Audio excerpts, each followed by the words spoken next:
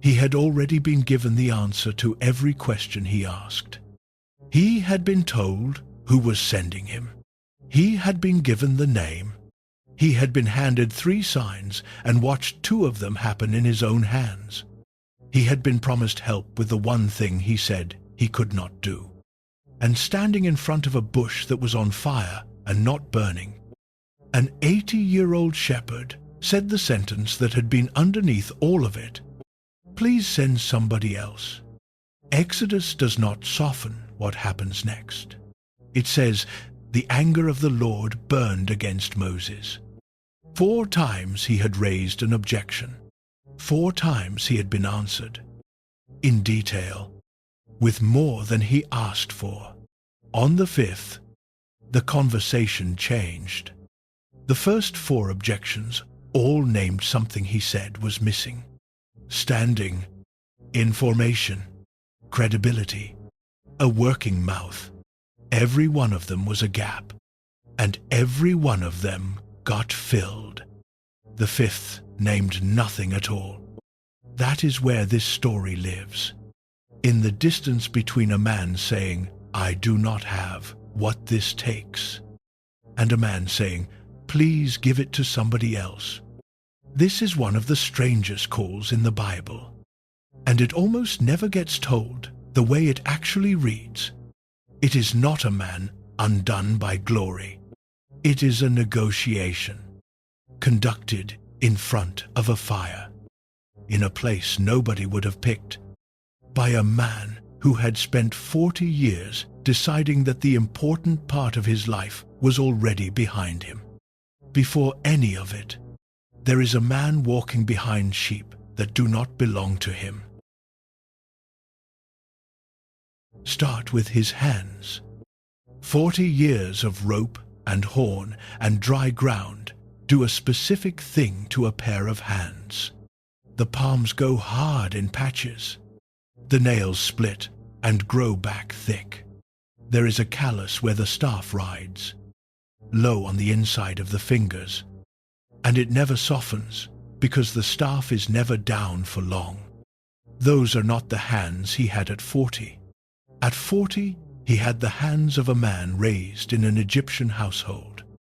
And whatever those hands did, it was not this. Exodus opens the scene with one sentence, and there are 3 facts buried in it that most people walk right past. Now Moses was keeping the flock of Jethro, his father-in-law, the priest of Midian, and he led the flock to the back of the wilderness. The flock belonged to Jethro, not to Moses. He is 80 years old, and the animals he spends every day of his life with are somebody else's property, and that somebody is his wife's father. He is the son-in-law. In that world, that word carried weight. A man who married into a household and worked that household's animals held a real position. And everybody in the camp knew exactly what that position was. He was not the head of anything. He was the man who took the sheep out, and he took them to the back of the wilderness. That phrase is doing work. It means the far side, the last edge of where grazing was still possible. When you are running somebody else's animals across dry country, you go where the grass has not been eaten yet. And the grass that has not been eaten yet is always the grass nobody else wanted to walk that far for. So the picture Exodus hands us, before God says one word, is a man in his 80s, working animals he does not own, at the farthest point from anything. Now, hold that against where he came from. There is a line in Genesis, chapter 46, where Joseph coaches his brothers on what to tell Pharaoh, and the reason he gives is blunt. Every shepherd is detestable to the Egyptians. That is how Genesis puts it, and Genesis is not shy about it. Moses grew up close enough to Egyptian power to have heard that. He had been inside those rooms. He knew how the men in them talked about men like the man he had become. He knows what he looks like. That is the part worth sitting with. He did not slide into obscurity without noticing. He landed in the exact category his childhood taught him to look down on. And he has been living inside it for 4 decades. Then there is the name he gave his son. Exodus 2, verse 22. Moses and Zipporah have a boy, and Moses names him Gershom. And the text tells us why. He said, "I have been a stranger in a foreign land." Think about what a man usually does with a first son's name in that world. He names him after his father. He names him after a promise. He names him for something he hopes will be true. A name was a statement, said out loud, every day, by everyone in the household. Moses named his son after his own displacement. Every time somebody called that boy in from the animals, they said the word stranger. Every time Moses said his own son's name, he said out loud what he had decided he was. That is not a man planning a comeback. Here is where most retellings put a number on it. And the number needs a footnote. Exodus does not tell us how long Moses was in Midian. It tells us a long time passed. And it tells us the king of Egypt died during it. The figure of 40 years comes from somewhere else. It comes from Stephen. In Acts chapter 7, giving a speech to the council in Jerusalem, laying out the shape of Moses' life in 3 blocks of 40. That is a tradition about Moses, preserved by a man who is about to be killed for the speech he is giving. It is not a line in Exodus. What Exodus gives us is the feel of it. Long enough that a king died, long enough for a marriage, and children, and a working relationship with a father-in-law who trusted him with the animals. Long enough that the routine stopped being a phase.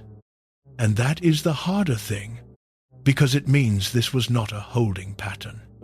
A man in a holding pattern is still living inside the old story. He watches the road. He rehearses what he would say. He keeps a bag packed in his head and tells himself something will break. Moses was not doing that. You can see it in the boy's name. I have been a stranger in a foreign land. Past tense, attached to a settled fact. He was not saying I am passing through. He was saying this is what I am. And around that fact, he built something. A wife who married him. 2 sons who grew up hearing his voice every day. A father-in-law who respected him enough to hand over the animals, which is not a thing you hand to a charity case. It is a thing you hand to somebody who has proven over years that he will bring them all back. 40 years of mornings that started the same way and ended the same way and did not require him to be anybody in particular. Nothing about that life is a tragedy. That is what makes it hard. If Midian had been miserable, the bush would be an easy sell. A man with nothing walks toward a voice offering him something. But Midian was not miserable. Midian worked. It was small, and it was quiet, and it belonged to him in a way the palace never had. The only thing wrong with it was that it was built on the assumption that the important part was over. So the sun comes up the way it came up yesterday. The animals get moving, slow, complaining, the way they do. The dust starts before the heat does. He knows the route. He knows where the water is. He knows which ewe will drift and how far she will get before she stops and looks back. He has done this a few thousand times. There is no reason at all to think he will not do it a few thousand more. Something is burning at the edge of his vision. That is how it starts. No voice from the sky. No ground opening. A light off to the side. In a landscape where a light off to the side means brush fire, and brush fire in dry country means you move the animals now. The Hebrew word for what is burning is sene, not a tree, a bush, the low thorny scrub that grows in that kind of ground, waist high at best, the sort of thing a man walks past 100 times without ever once registering that it exists. That matters more than it looks like it should. There were cedars in that part of the world. There were things that could have gone up in a column of flame you could see from a day's walk away. What is on fire out here is the smallest thing on the ground that will hold a flame. Then Exodus does something almost nobody reads out loud. Moses says to himself, with nobody around, "I will turn aside now and see this great sight, why the bush is not burned." He talks himself into walking over there, and look at what he says, why the bush is not burned. That is not a man having a religious experience. That is a man noticing the physics are wrong. Brush burns fast, and it burns out fast, and he has watched it happen, and he knows how long that fuel lasts. This one is well past the point where it should be a black smear on the sand. He goes to check. That is the posture. An 80-year-old man with animals to move and a day to finish, turning off his route to go look at something that does not add up. He is not expecting God. He is expecting an explanation. Then the voice, and it comes with his name in it. Twice. Moses. Moses. Hebrew narrative doubles a name in a very specific set of moments. Abraham. Abraham. With the knife already up. Samuel. Samuel. In the dark. Saul. Saul. On the road to Damascus. When a name gets said twice in this literature, something is being interrupted. But there is something smaller in it too, and more human. Nobody had said that name that way in 40 years. The people in Midian knew him as Moses. His wife said it. His sons said it. The name got used constantly, but the name was given to him in an Egyptian house, by an Egyptian woman, inside a story he walked away from. And everybody who said it the way it was meant is either dead or 400 miles west. He answers with one word, "Here I am." And the first thing he is told is not the assignment.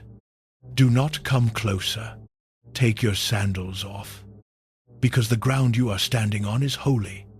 The first instruction of the whole encounter is to remove something. He does it. The sandals come off and go down in the dirt beside him. And now there is an old man standing barefoot on rock that has been in the sun since morning and has not given the heat back yet. That detail is not decoration. Bare feet in that world meant a servant, or a mourner, or a man with nothing between himself and the ground. He is stripped down before a single word of the mission gets spoken, and he is close enough to the bush that he can feel it on his face. Then the introduction, and it lands like a door opening on a room he thought was shut. "I am the God of your father, the God of Abraham, the God of Isaac, and the God of Jacob." Not the God of Midian, not a local presence attached to this mountain. The God of the family he ran from. The story he had stopped being part of just said his name out loud. And Exodus tells us Moses hid his face because he was afraid to look. Now watch what comes next, because this is the hinge of the whole chapter, and it goes by fast. "I have seen the affliction of my people in Egypt. I have heard their cry.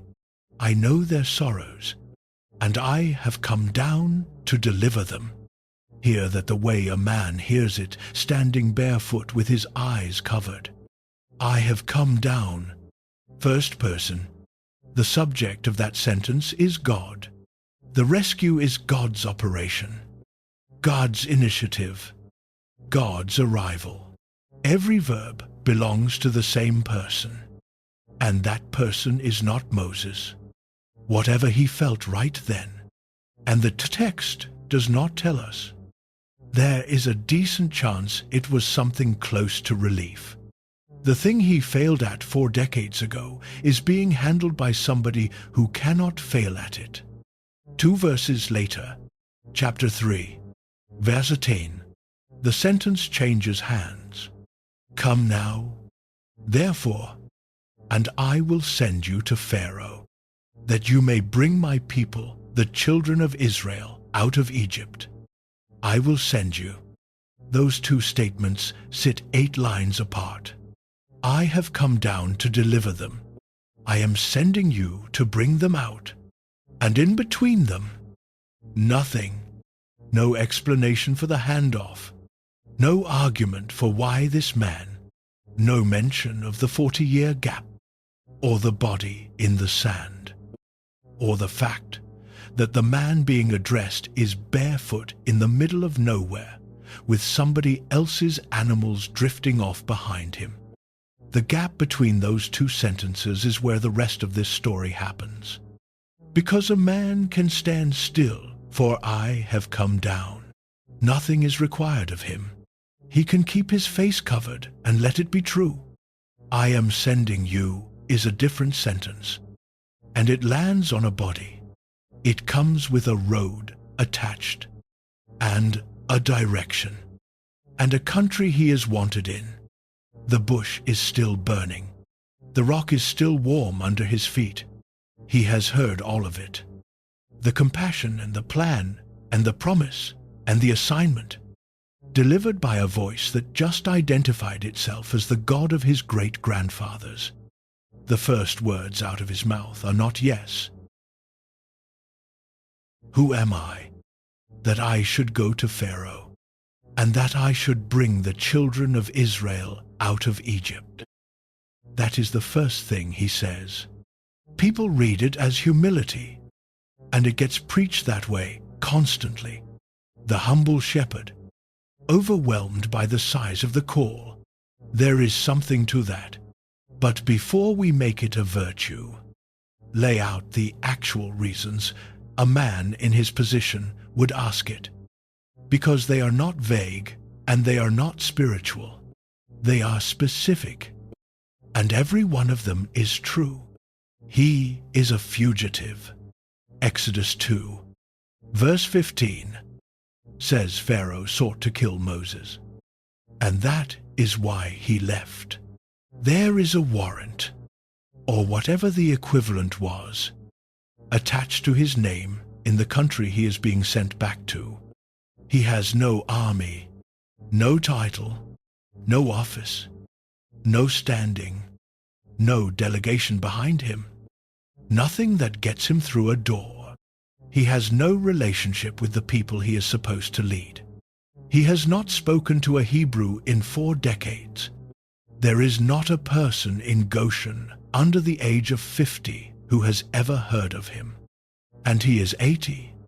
So when he says, "Who am I?" he is doing an inventory, and the inventory comes back empty.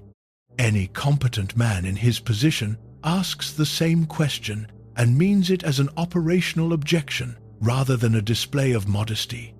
But there is one more reason, older than all of them, and it is why this question comes out of his mouth first instead of any of the others.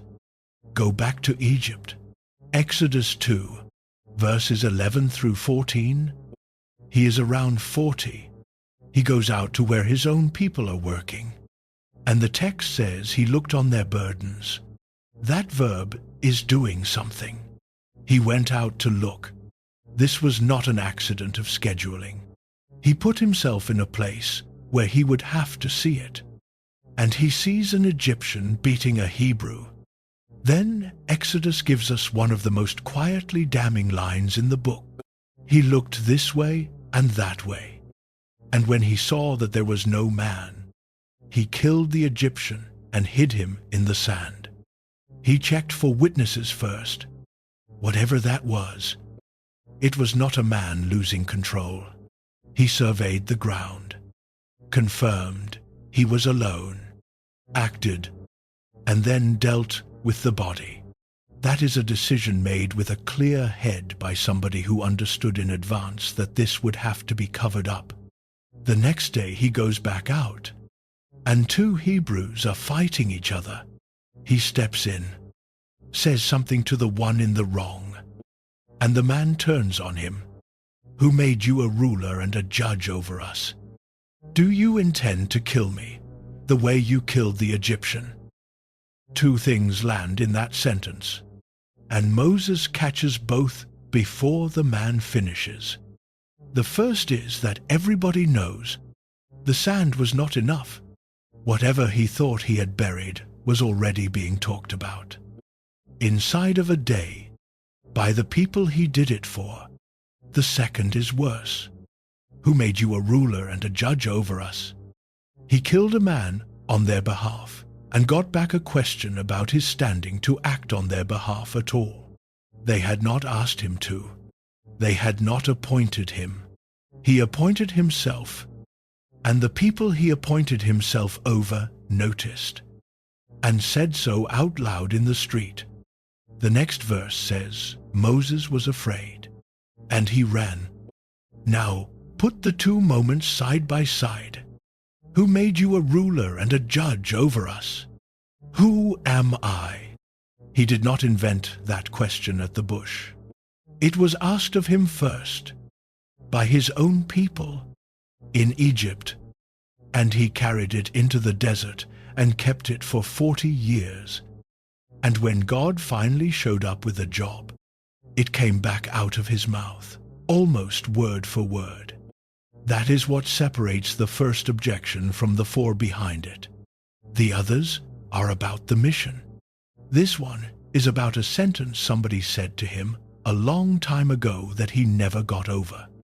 So look at what God does with it. He does not answer the question.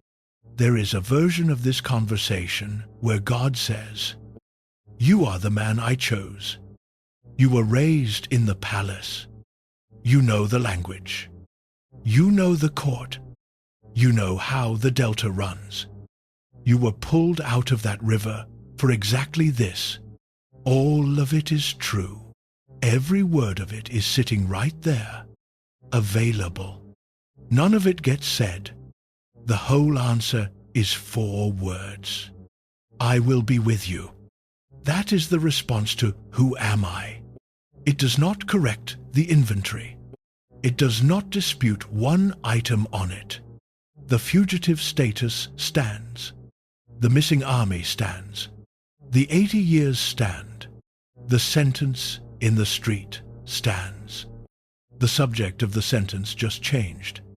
Moses asked a question about himself and got an answer about somebody else. And that is the entire shape of what is being offered him. Not a better assessment, a presence. He was not qualified. He was accompanied. Those are different things. And the second one is the only one on the table. This is also where teaching on this passage tends to turn into something the text will not support. So it is worth saying plainly. Exodus does not say Moses needed more confidence. It does not say he had underestimated himself. There is nothing here about believing in yourself. And if that idea gets read into this verse, the verse stops saying anything at all. Because Moses' assessment of Moses was accurate. Then there is the sign, and it is the detail almost nobody notices. God gives him one. This shall be the sign to you that I have sent you. When you have brought the people out of Egypt, you shall serve God on this mountain. Read the order of events in that sentence. The sign is on the far side of the mission. He is standing barefoot in front of a burning bush, being told that his confirmation arrives after Pharaoh, after the plagues, after the departure, after every part of it that could go wrong has already gone one way or the other. The proof is scheduled for a date that only exists if he goes. He has just been handed the largest promise in the passage, from the God of his fathers, on ground he has been told is holy. He has another question. Before the second objection, go back out to Midian one more time, because there is something about those years that explains why one promise, however large, was never going to be enough on its own. Picture the route, the same wadi, the same stretch of pasture, worked in rotation, so the ground has time to come back. The same water. He knows which animals will drift and how far. He knows the weather by the color of the sky in a way that took him years to learn and that nobody in Pharaoh's house could have taught him. He knows where the ground turns soft and a lamb can break a leg. He can tell a sick animal from 30 feet by how she holds her head. He is good at this. That is not a small thing. A man does not get handed a priest's flock because somebody feels sorry for him. He got it because he could be trusted with it. And being trusted with it took a long time.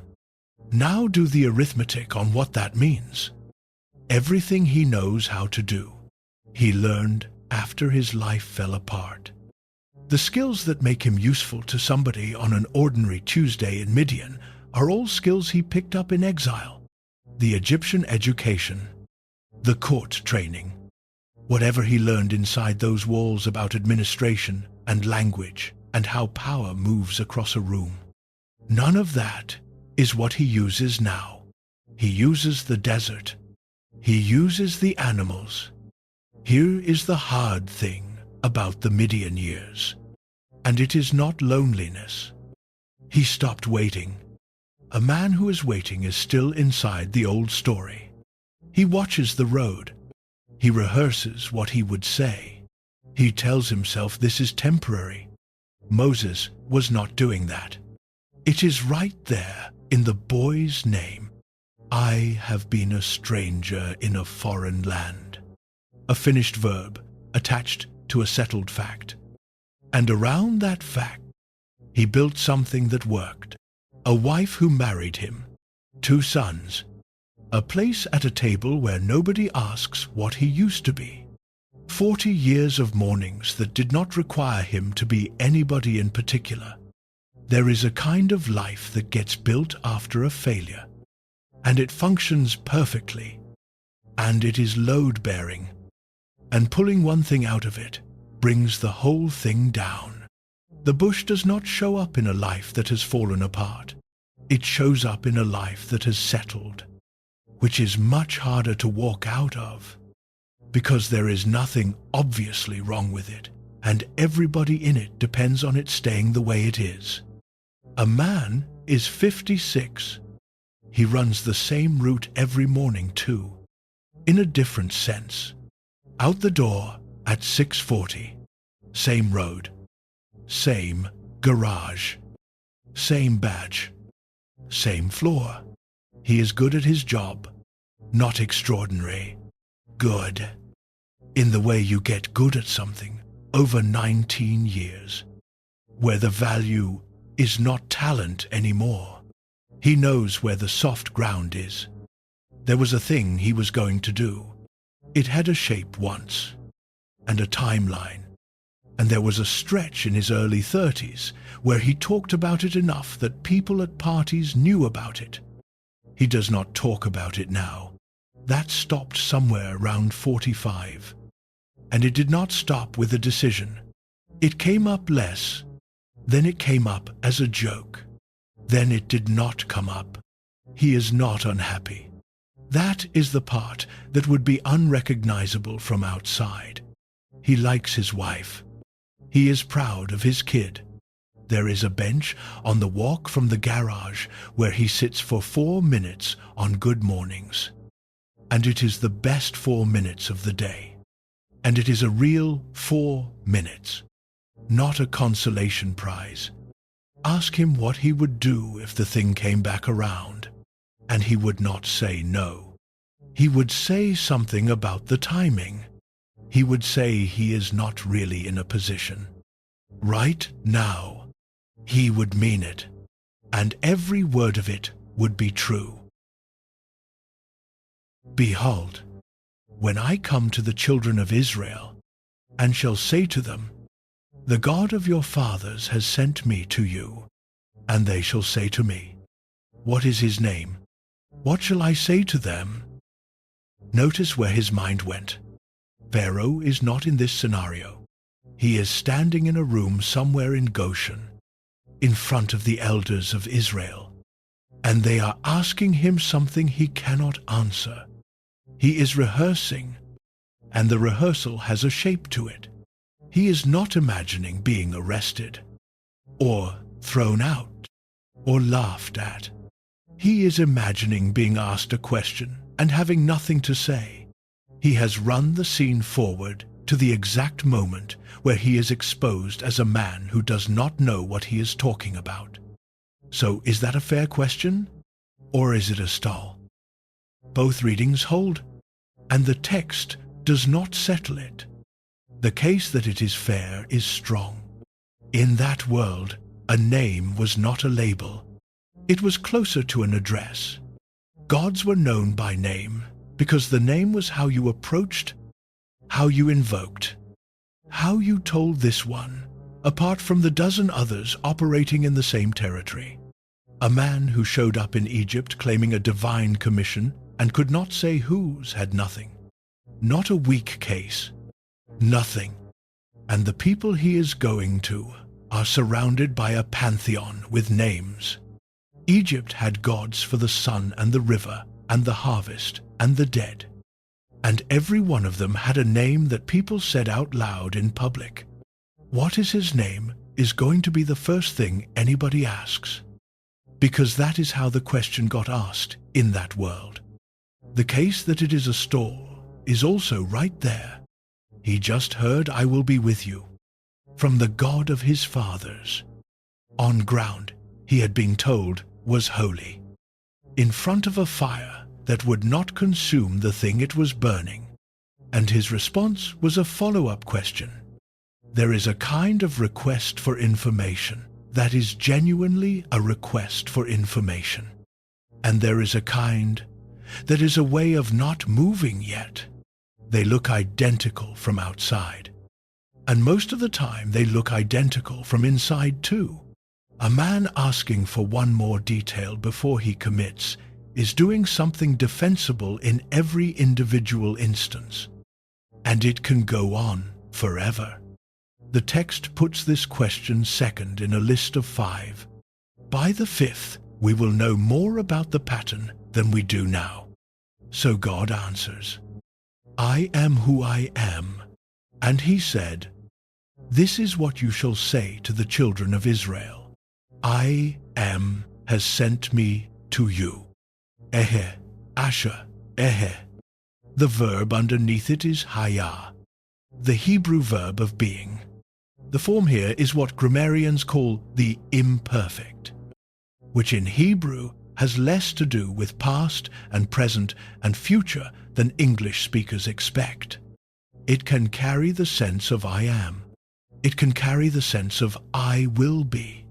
Reasonable Hebrew scholars have argued for both, and there is no way to settle it from the grammar alone. That ambiguity is not a problem waiting for a solution. It is the answer, and here is what matters for this story, which is easy to miss if you go down the philosophical road. Look at what God said to him one objection earlier.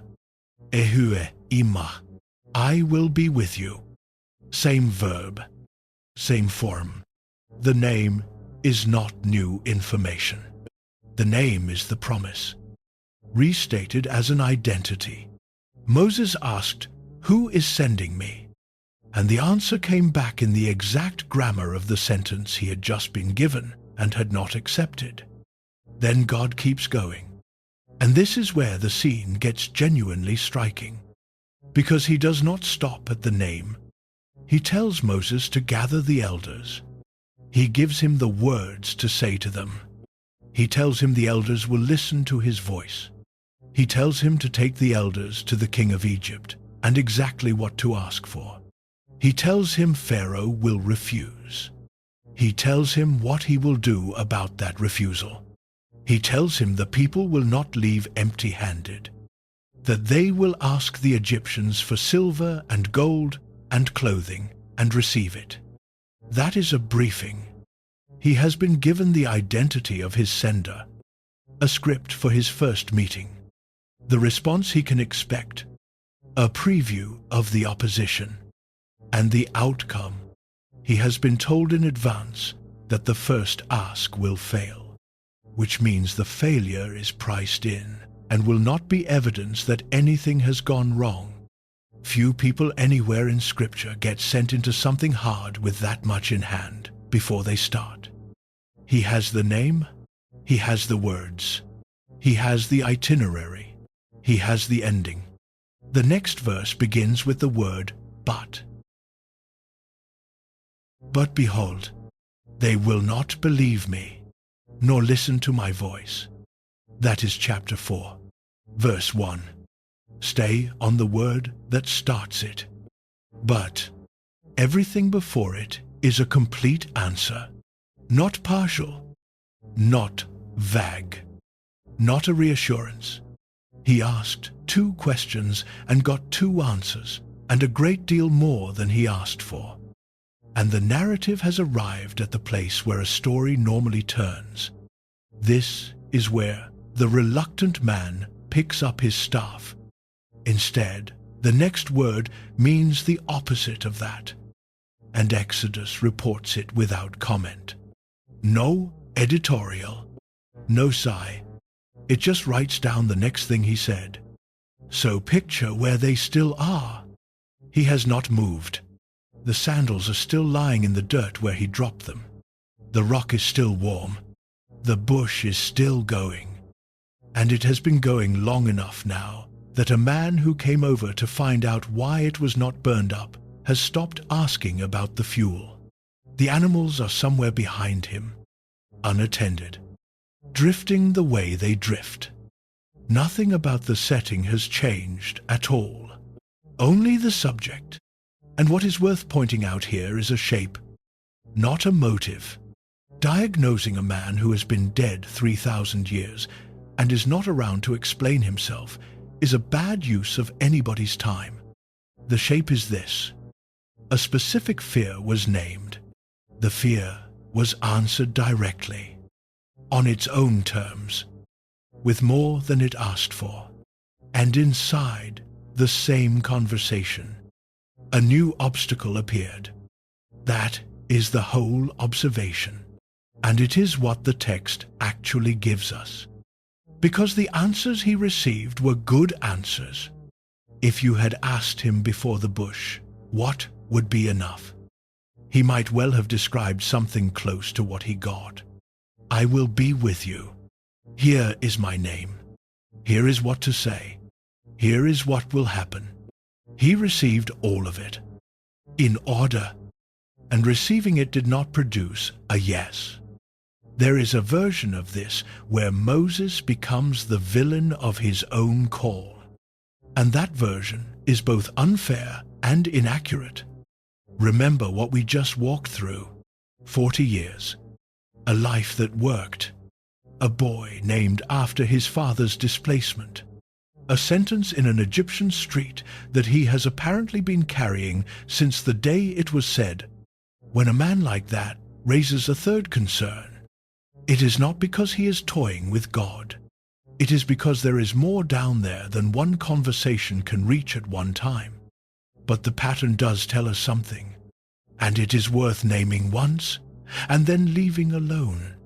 When one obstacle gets removed and another takes its place immediately, without a pause. The thing being protected may not be the obstacle. That is not an accusation. It is closer to a description of how people work. And the reason it stings a little is that everybody has been on both sides of it. Everybody has offered somebody a real solution and watched the goalposts slide 6 inches to the left. And everybody has moved them. Now look at what the third objection is about, because it tells us where this is heading. The first was about him. Who am I? The second was about God. What is your name? The third is about neither. They will not believe me, nor listen to my voice. He has moved off his own qualifications and off the identity of his sender, and landed on the crowd. And not just any crowd. It is the specific group of people who, the last time he stood up in front of them and tried to act on their behalf, looked at him and asked who put him in charge. They will not believe me, nor listen to my voice, for they will say, "The Lord has not appeared to you." Read the pronouns. He does not say, "I am not sure." He does not say, "I have doubts." Every doubt in that sentence has been assigned to somebody else. They will not believe. They will not listen. They will say, that is a man describing a room he has already been in, because he has. The last time he stood in front of Hebrews and acted on their behalf, the response was a question about who authorized him. Who made you a ruler and a judge over us? He did not misremember that. He has been carrying it for 4 decades, and it just surfaced again wearing different clothes. This objection has evidence behind it. That is what separates it from the first two. Who am I was an inventory. What is your name was a briefing request. This one is a memory, and the memory is not the worst part. The worst part is that the men who said it to him are dead now, and their grandchildren are the ones he is being sent to. Whatever standing he once had in Goshen, whatever anybody remembered about the Hebrew boy raised in Pharaoh's house, all of it aged out. He would walk into a room where the oldest man present was a child the last time Moses was in the country. If he was born at all, he is not afraid of being rejected again. He is afraid of being rejected by strangers, which is a colder version of the same thing. So God gives him 3 signs, and they are not a set. They are 3 different statements, and 2 of them happen right there, on the ground, while he watches. The first one starts with a question. What is that in your hand? And Moses says, a staff. That is worth a beat. He is holding the tool of the trade he has been doing for 40 years. A shepherd's staff is not a symbol. It is working equipment. It is how you turn an animal, how you steady yourself on bad ground, how you deal with a snake. Actually, which is about to become almost funny. The wood is worn smooth where his hand sits. It has his weight in it. He has been carrying it long enough that his arm knows what it weighs without being told. Cast it on the ground. God says. He does. And it becomes a serpent. And here is the line that gets left out of every children's version of this story. Exodus 4, verse 3. And Moses fled from before it. He ran. An 80-year-old man who has spent 4 decades in snake country, who has almost certainly killed snakes with that exact stick, throws it down, watches it turn, and backs away fast enough that the narrator uses the word fled. Then he is told to reach out his hand and take it by the tail. By the tail. Anybody who has handled a snake, or watched somebody handle one, knows the tail is exactly wrong. You take a snake behind the head, where it cannot turn back on you. The tail is the end that gives the animal everything. He is being told to pick it up in the one way that leaves the dangerous part loose and swinging. So he walks back toward the thing he just ran from, gets down, and closes his hand around the wrong end of it. And it goes stiff in his grip, and it is a staff again, worn smooth in the same place, exactly as heavy as it was.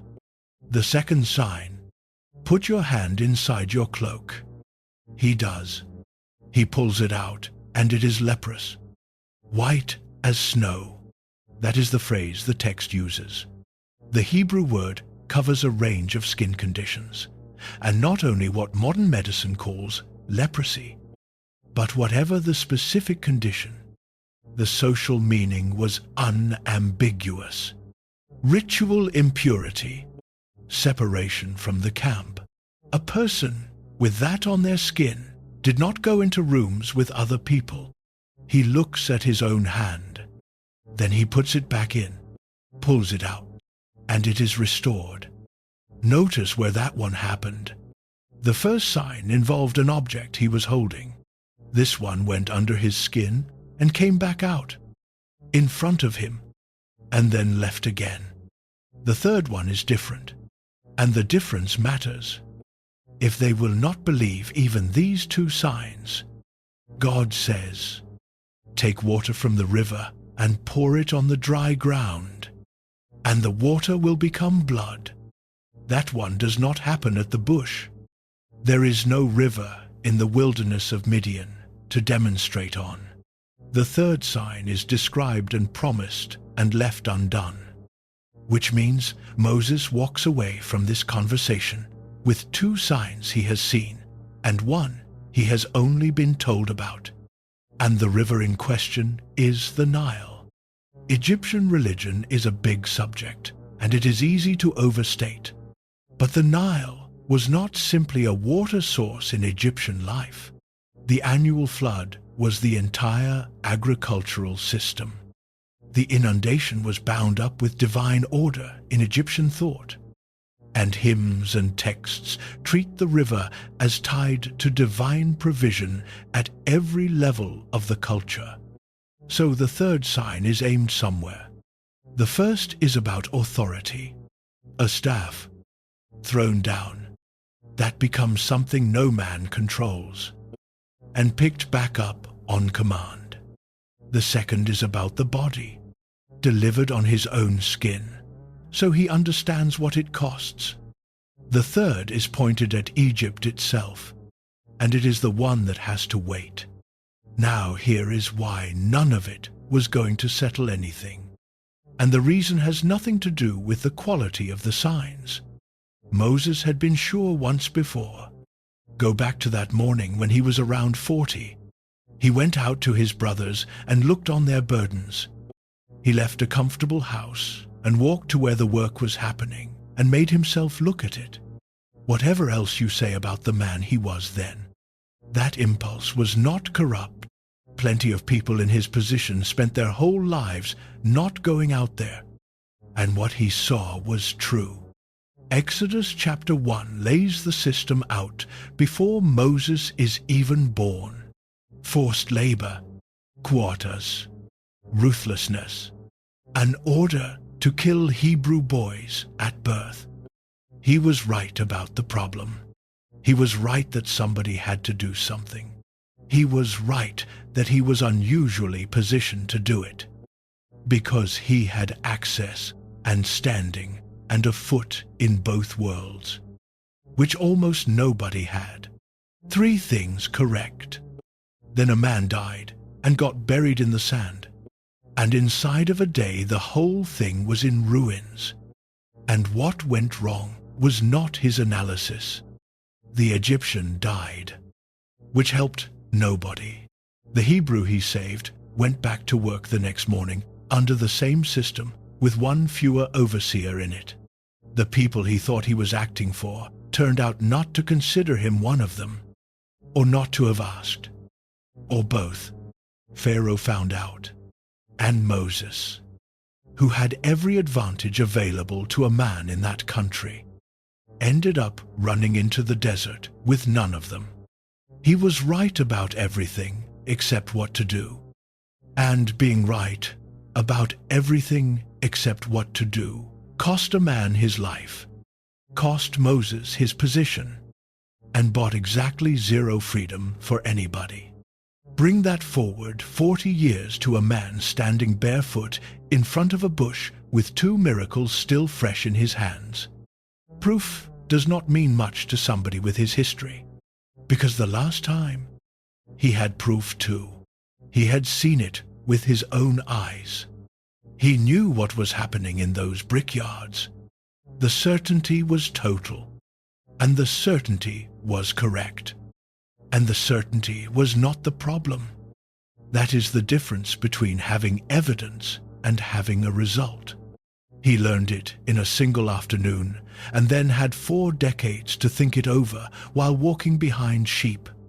The signs answer whether the Hebrews will believe him. They do not answer whether it will work. And there is one more thing under all of this, that the text never says out loud, but that is hard to miss once you look at the map. He is being sent back to the same country, the same delta, the same brickyards, and somewhere in that sand there is a body. What he says next has nothing to do with Egypt, or Pharaoh, or the Hebrews. It is about his own mouth.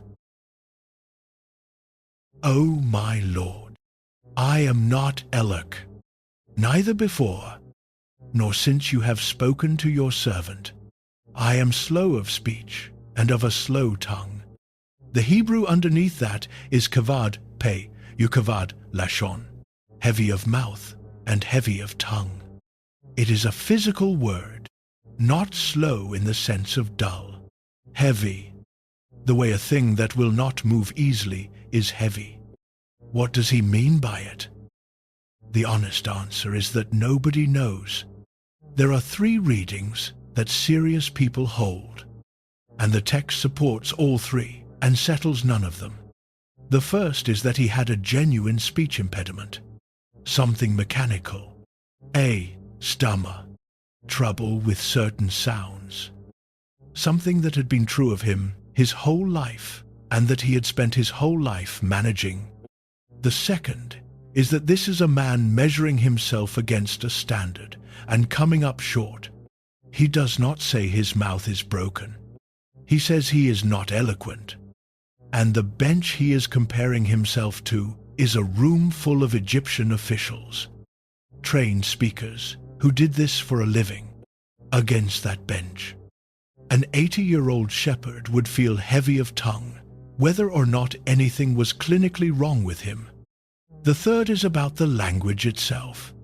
He grew up in an Egyptian household. He has spent 4 decades in Midian. Whatever fluency he once had in the speech of his own people, or in the polished Egyptian of the court, has had 40 years to erode. Anybody who has gone back to a language they have not used since they were young knows the feeling. The words are in there. They do not arrive when you need them. Any of those is defensible. More than one may be true at once. And there is a passage in the New Testament that appears to say the opposite. Acts chapter 7. Stephen is standing in front of the council in Jerusalem, giving the speech that gets him killed. And he walks through the history of Israel. When he reaches Moses, he says Moses was educated in all the wisdom of the Egyptians, and was mighty in his words and deeds. Mighty in his words. That is Stephen's speech. It is a Jewish teacher in the 1st century recounting the tradition about Moses as it had come down to him, including material about the Egyptian years that Exodus never narrates. It is not a line from Exodus, and it is not a correction of Exodus. It is a different voice, telling the story from a different distance. So the two cannot simply be laid on top of each other and called resolved, but it raises a question worth sitting with, and it can stay a question. What happens to a man who was once mighty in words? After 40 years in a place where there was almost nobody to talk to. He had a wife, 2 boys, a father-in-law. Beyond that, animals. That is not a situation where a man loses the ability to speak. It is a situation where he loses the practice of it, which is a different thing and possibly a more permanent one. The muscles for standing in front of a room and holding it do not survive 4 decades of disuse. Ask anybody who has come back to public work after a long absence. The voice is still there. The nerve is not. There is also a story that circulates about Moses as a toddler in Pharaoh's court, reaching for a bowl of live coals instead of a bowl of gold, burning his mouth, and stammering ever after. It is a good story. It is also a late Jewish midrash, an interpretive legend that developed long after the biblical text, and it is not in the Bible in any form. If you have heard it, that is where it comes from. Exodus does not explain his mouth. It just lets him say what he said about it. So God answers, and the answer has 2 parts. The first is a question, and it is the sharpest thing said in the whole conversation. Who has made man's mouth? Or who makes the mute, the deaf, the seeing, or the blind? Have not I, the Lord? That can be misused badly, so it is worth being exact about what it says. It is not a dismissal of the limitation. It does not say your mouth is fine. It does not say he is imagining it. The list explicitly includes the mute and the deaf and the blind, which means the sentence acknowledges that people exist with real limitations that are not going to be argued away. What it does is relocate the question. Moses raised an issue about his capacity, and the answer came back about the origin of capacity. Then the second part, now therefore go, and I will be with your mouth, and teach you what you shall say. And this next thing needs saying clearly, because this is where the passage gets turned into something cruel. Exodus never says, Moses was healed. Go look. There is no verse where the heaviness lifts, no moment where he speaks, and the tongue is loosed, and the impediment is gone. He raises the objection. He gets an answer, and the text moves on. And it never comes back to tell us the problem was fixed. What he gets is not a repair. What he gets is a sentence with the word go in it, and a promise attached to the going. He is sent with the limitation, not after it. That distinction is worth defending, because the version where God removes every weakness before sending anybody leaves out most of the people listening. It is also just not what the chapter says. A woman is 51. There is a thing she is unusually good at, and about 6 people know it. And all 6 have told her at different times that she should be doing more with it. Her answer is always some version of not yet. She is not lying. She needs another certification, which is true. She wants to get through one more cycle at work, which is also true. The list has been running for 9 years. Items come off. New items go on. It has never once been empty. And she has never once looked at the pattern directly, because every individual item on it has been legitimate. She is waiting for the day she feels ready. In the passage we are reading, that day does not arrive. Nobody gets made ready. A man says he cannot do the thing he is being asked to do, and the answer he receives is not you can. The answer is go. 4 times now he has named a limit. 4 times the limit has been answered. What he says next is not a limit. Put the 4 sentences next to each other and read them in a row. Who am I that I should go to Pharaoh? What is his name? What shall I say to them? They will not believe me, nor listen to my voice. I am slow of speech and of a slow tongue. Every one of those has the same shape. Each names something missing. Each is stated as a problem waiting for a solution. And each of them, whether Moses knew it or not, is an invitation. A man who says, I lack this, is asking for it to be supplied. And in every case, it was. He said he had no standing. He was told he would have company. He said he did not know who was sending him. He was given a name, a script, and a preview of the whole operation. He said the people would not believe him. He was handed 3 signs and watched 2 of them work in his own hands. He said his mouth was heavy. He was told the one who made mouths would be with his. 4 objections, 4 answers. And the answers were not grudging. They kept getting larger. The response to the 4th is bigger than the response to the 1st. Now the 5th. O my Lord, send, I pray, by the hand of him whom you will send. Look at what is missing from that sentence. There is no deficiency in it, no gap named. He does not point to an obstacle, does not describe a shortfall, does not identify anything that could be addressed. He is not asking for anything to be supplied. He is asking to be replaced. That is a different kind of sentence, and the difference stops being subtle once you see it. The first 4 are requests, even when they sound like protests. This one is a withdrawal. Nothing in the scene has changed while all of this has been happening. He is still standing on the same warm rock. His sandals are still in the dirt where he dropped them an hour ago, or however long it has been. The staff is back in his hand. There is dust on his forearms and on his shins from getting down to pick up a snake by the tail. The bush is still burning and still not burning up.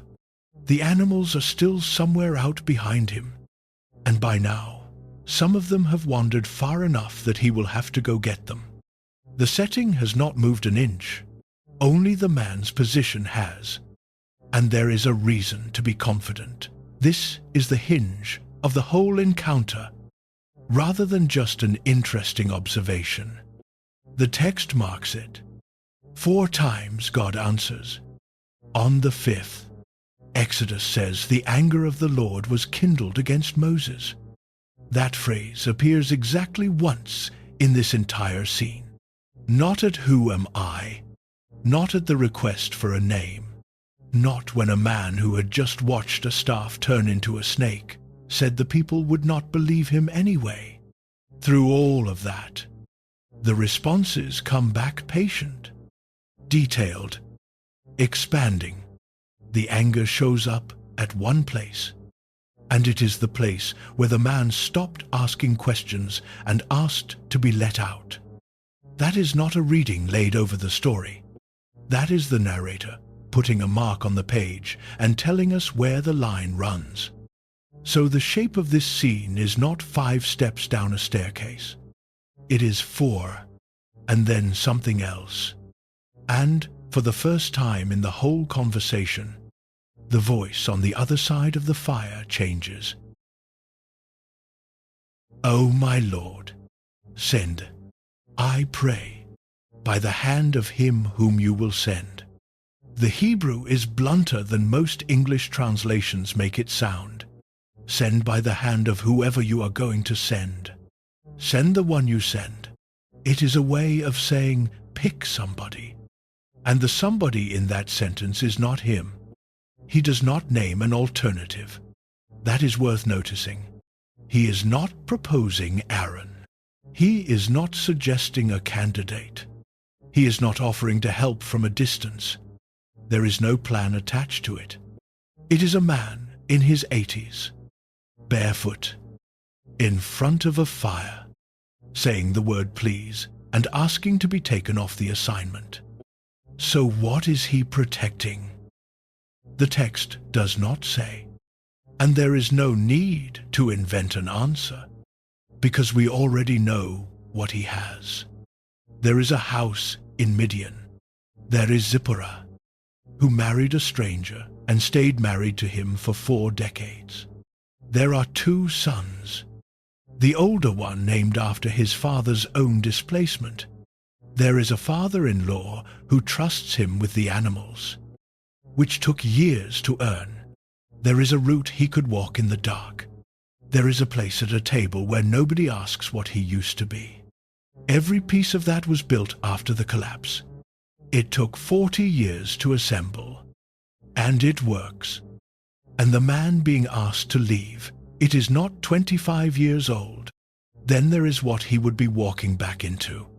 The same country, the same delta, the same brickyards where men work to a quota, where the air holds the smell of wet mud and cut straw, and the heat comes up off the drying floors in a way that anybody who has stood near them does not forget. He was near them once. He went out on purpose and looked.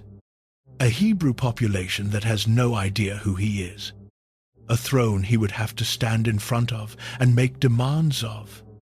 When the last time he acted in Egypt, he struck a man down, checked for witnesses, and hid the body in the sand. And that body is still there, in a place he could probably still find. Nobody has forgotten it. 40 years ago, it took less than a day for the street to know. And whatever happened to that story after he left, he has no way of finding out until he is standing in the middle of it. So the 5th objection is not irrational, and it is not cowardice in any cheap sense. It is a man doing an honest accounting of what this costs and coming back with a request to be excused. He is also the only person who can do it, and he has just spent an entire conversation being told so. Then the sentence lands, "And the anger of the Lord was kindled against Moses." That should not be softened, and it should not be explained away. And I would ask you to resist the urge to do either, because the scene depends on it being there. This is not a story about a patient God and a nervous man that resolves warmly. 4 times the patience held. On the 5th, it did not. And what provoked it was not doubt. Doubt got answered 4 separate times, with more information than was requested. What provoked it was a request to be let out after the doubt had already been dealt with. Now, here is the strangest verse in the passage. Read the whole sentence, not the first half. "And the anger of the Lord was kindled against Moses. And he said, Is not Aaron the Levite your brother? I know that he can speak well." The anger and the accommodation are in the same breath. There is no gap between them, no rebuke, no consequence, no withdrawal of the call, no pause while Moses reconsiders. The sentence that reports the anger is the same sentence that begins the solution. I do not know how to reconcile those 2 things, and I am not going to try, because the text does not try either. It sets them down next to each other and keeps going. What can be said is this: if you have only ever heard this story as a gentle account of God encouraging a shy man, you have been handed a version with something taken out of it. And if you have only ever heard it as a story about a stubborn man getting put in his place, you have been handed a version with something taken out too. Both things happened in the same verse, in that order. He asked to be replaced. He was not replaced. And there is something in the answer he got that suggests this had been in motion before he ever opened his mouth. Is not Aaron the Levite your brother? I know that he can speak well. And behold, he is coming out to meet you, and when he sees you, he will be glad in his heart. He is coming out to meet you. Present tense. Right now, while this conversation is happening, Aaron is not in Midian. Aaron is in Egypt, or somewhere in the country between. And the distance between those two places is not a walk a man decides on over breakfast. It is serious ground. Whatever set him moving, it set him moving before Moses said please. The request did not catch anybody off guard. Sit with what that does to the shape of the scene. The accommodation was not improvised on the spot in response to a difficult man. The brother was walking while the objection was still in Moses' mouth. And Exodus lets that sit there without explaining it. That is a strange kind of comfort. And it is not an entirely comfortable one.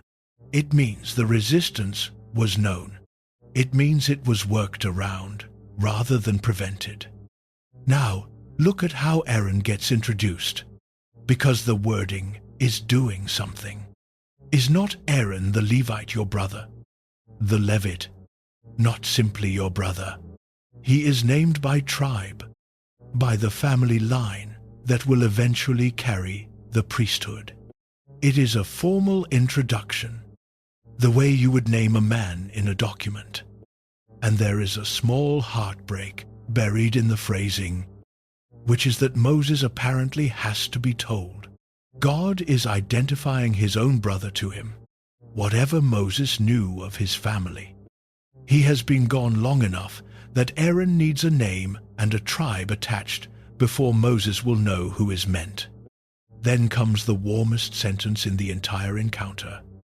When he sees you, he will be glad in his heart.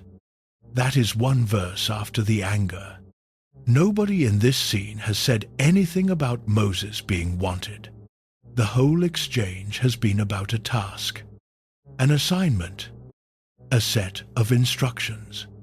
And here, on the far side of the only flash of anger in the passage, is a line about a brother who is going to be happy to see him.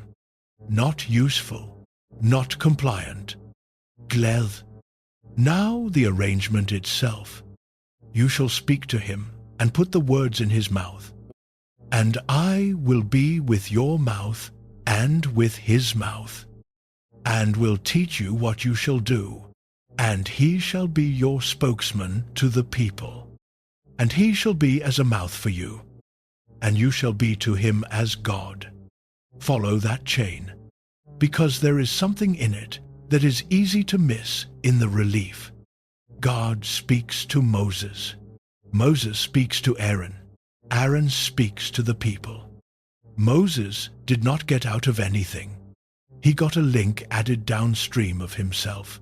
He is still the one who receives it. Still the one who has to be present when it arrives. Still the one who carries it to the man who will say it out loud. And the earlier promise does not get withdrawn. I will be with your mouth and with his mouth. Both. What was offered in the fourth objection is still standing. Aaron is added to it, not substituted for it. So what did he ask for? And what did he get? He asked to be sent home. He got a partner. Those are not the same. And the distance between them is the point. He wanted the mission to belong to somebody else.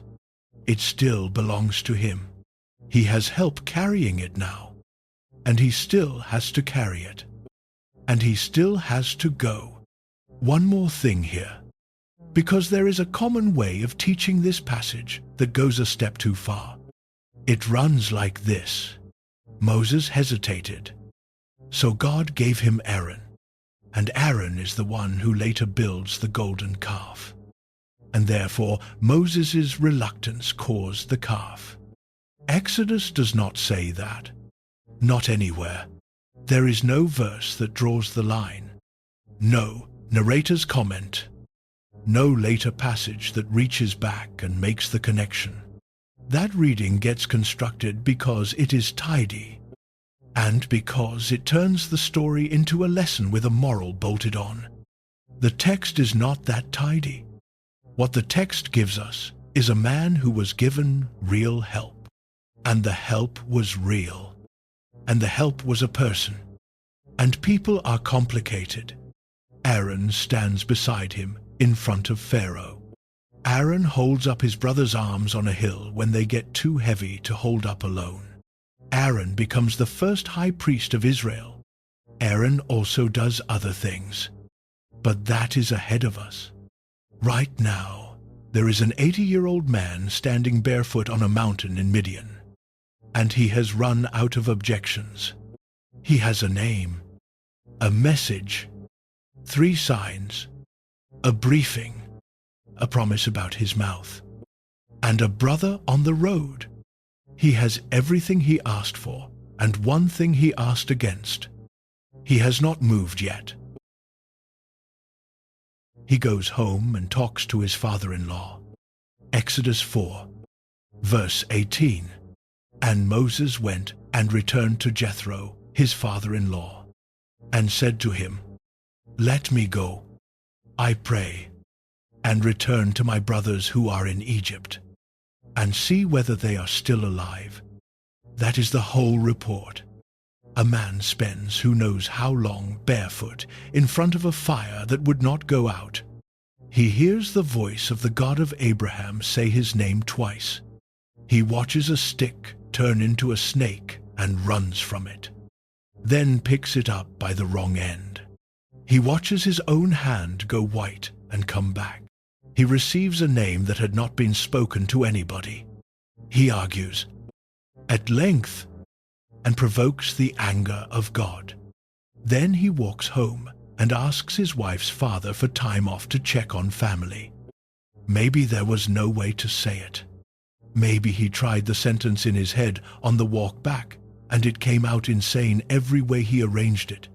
Maybe 40 years of being a quiet man in somebody else's household does something to what a man is willing to announce at the table. Jethro says, Go in peace. No question, no resistance. The permission turns out to be easier to get than he had any reason to expect. Then comes a verse that reorders everything behind it. And the Lord said to Moses in Midian, Go, return to Egypt. For all the men who sought your life are dead. They are dead. The men who wanted him killed. The warrant, whatever form it took. The thing that made Egypt a country he could not enter. Gone. And not necessarily recently, either. Exodus 2, verse 23, already told us the king of Egypt died during the long stretch Moses was away, which means the obstacle that had defined the geography of his entire adult life came down at some point. Quietly, and nobody sent word. He had been free to go back for who knows how long. He did not know. There was no way for him to know. So he kept doing the route. A wall you do not know has come down is still a wall. So he packs. And Moses took his wife and his sons and set them on a donkey, and he returned to the land of Egypt. And Moses took the rod of God in his hand. Stop on that last phrase, the rod of God. Now go back to the start of chapter 4. A few hours ago in story time, when God asked what he was holding, and he said, a staff.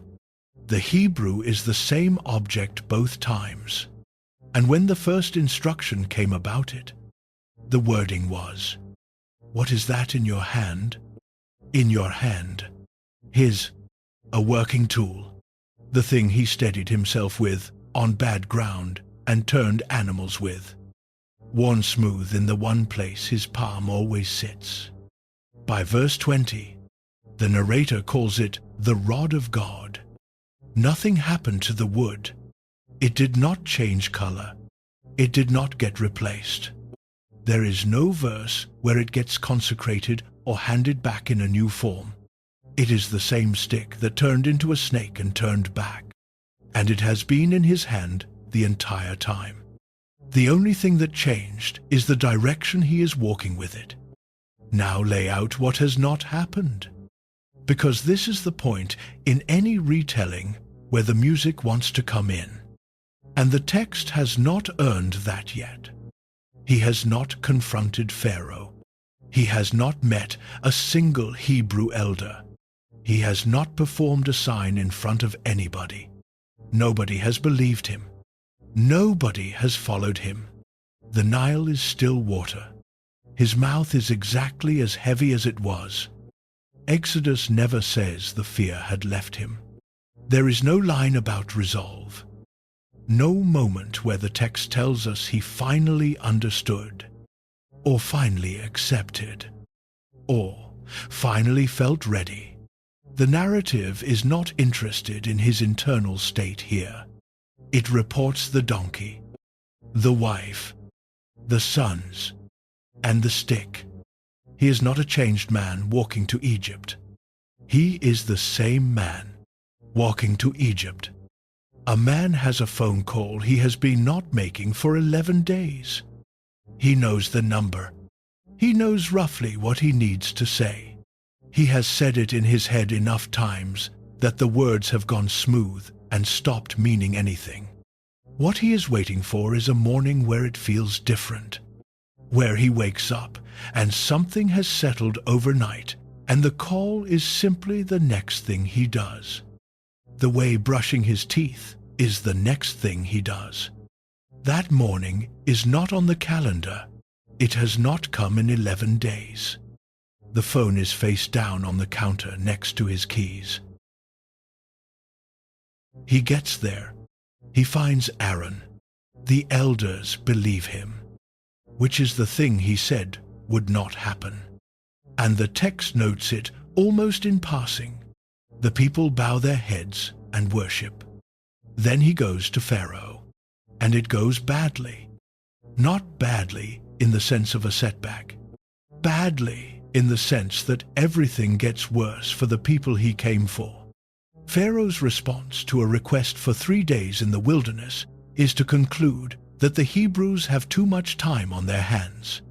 So he gives an order. And Exodus says he gives it that same day. They will no longer be issued straw for the bricks. They will go gather their own straw out of the field, and the daily quota of bricks stays exactly where it was. Read that as labor policy. The quota does not move. The inputs get removed. The workers absorb the difference with their bodies and their hours. Straw is what holds a mud brick together. Without it, the brick cracks coming off the drying floor. So now they are walking the fields for stubble, and coming back, and mixing. And the sun is doing what the sun does. And the number at the end of the day has to be the same number. When the quota gets missed, the Hebrew foremen are the ones beaten for it. So those men come out of Pharaoh's house, and they find Moses and Aaron waiting. And here is what they say: "The Lord look on you and judge, because you have made us stink in the sight of Pharaoh, and put a sword in his hand to kill us." There it is again. Different men, different generation, same street. Essentially, the exact thing he predicted at the bush did not happen when he arrived, and then happened within days for a completely different reason. Now watch what Moses does with it. Exodus 5, verse 22. And Moses returned to the Lord and said, "Lord, why have you brought trouble on this people? Why is it that you have sent me? Why did you send me? That is the man who already went, who argued and lost, who packed the donkey, who crossed the desert with his wife and his sons and his stick. He is on the far side of the decision. asking the question from the near side of it. And one chapter later, Exodus 6, verse 12, he does something even more striking. Behold, the children of Israel have not listened to me. How then shall Pharaoh hear me, who am of uncircumcised lips? The mouth again. Objection 4, raised a second time, after it was answered at the bush, after Aaron was provided, after he had already stood in front of Pharaoh and spoken. He circles all the way back to the thing he was told would be handled, and says it again. So what do we do with that? The plain thing is the honest thing. Obedience here was not a threshold he crossed, not a door he walked through, after which the objections were behind him and the man was somebody new. He kept having to do it. The bush did not fix him. It sent him. Those are two different operations. And Exodus is unusually clear about which one happened, and that is better left standing than tidied up, because the tidier version is not in the book. There is no verse where Moses arrives at settled confidence. He argues at the bush. He argues after the first failure. He raises his mouth twice. Much later in the wilderness, he will argue again. And once he will be told he is not going into the land. He is not a man who conquered his reluctance. He is a man who kept going anyway, which is a smaller thing to say, and a truer one. One more thing, and then we are done. Aaron was the concession. He can speak well. God said, "He will be your mouth." And he was. He stood in front of Pharaoh. He held up his brother's arms on the hill. He became the first high priest of Israel and wore the breastplate with the 12 stones on it. And in Exodus 32, while Moses is up the mountain, the people come to Aaron and ask him to make them gods to go before them. And he does.